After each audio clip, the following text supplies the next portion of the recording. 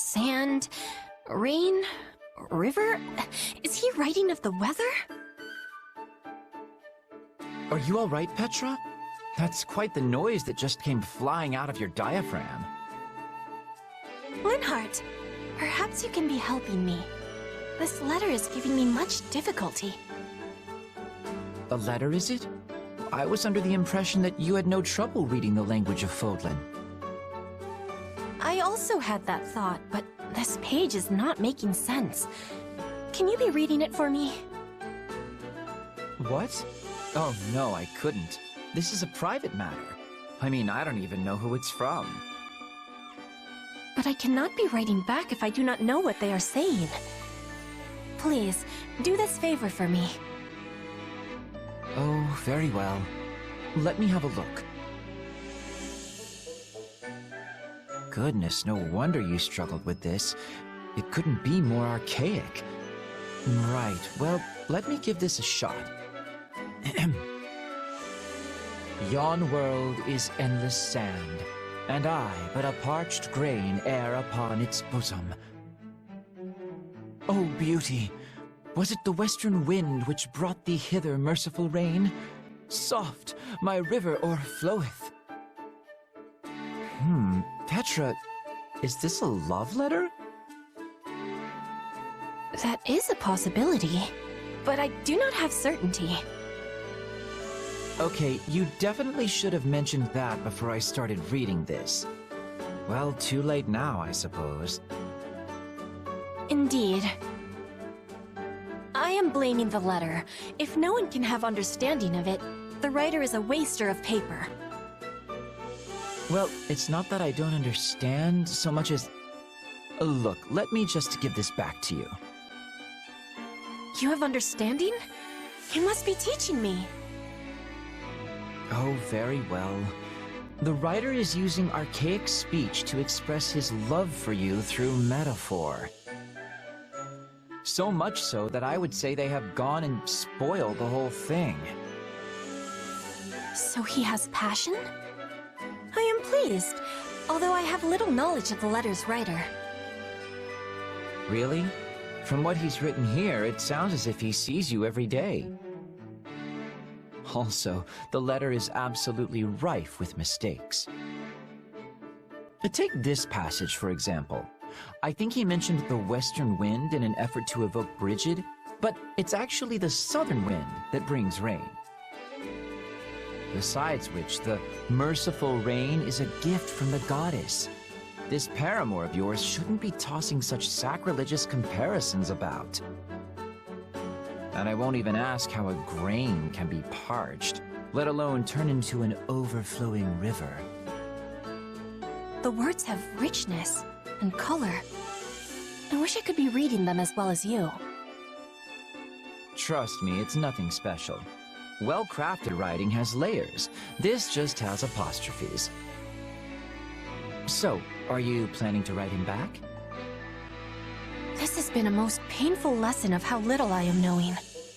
I must be reading many books to study the old speech of Fodlan before making my reply. I sure hope she doesn't plan on writing him back in the same style, or they're going to end up talking right past each other. Goodness, I slept too much. A little fishing ought to snap me right awake. I am hearing you, Linhardt. Apparently so. Care to fish with me? Ah! Or what watery expanse whilst our hooked morsel fly? What piscine denizen dost thou... Nay, thou!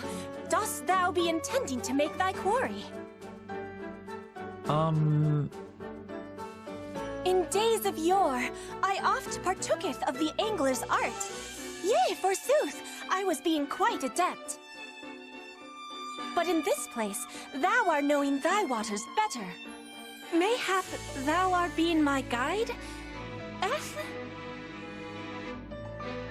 Oh, that is wonderful. Is this about that love letter?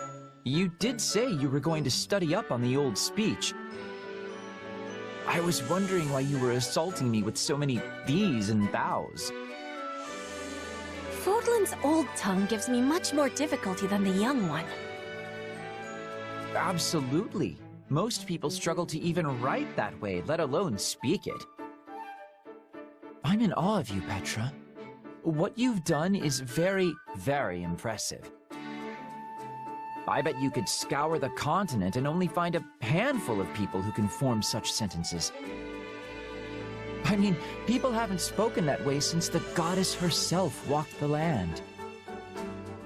So speakers of this style are rare?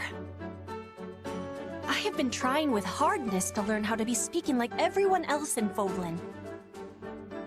And now I am finding success, but in the wrong century. I think you should be proud. This only goes to show how much of an aptitude you have for languages. You're not even from Fodlan, and you can out-thou the best of us. That's fascinating. Thou art extremely fascinating, Petra. I am not understanding the funniness. Do the people of Fodlan truly never speak in this way? Usually only if they're a professional actor or trying to make a bit of a joke. But perhaps you're about to usher in a major comeback. In fact, I think we should schedule some time for you to coach me, Professor Petra. Me teaching you? That idea is a wonderful one. You are usually teaching me so many things, and now I can be repaying the favor. It's almost a shame you've got your life mapped out as Queen of Brigid. You'd make a fine academic. I don't suppose I could talk you into it. An academic? Yes, a sort of professional scholar.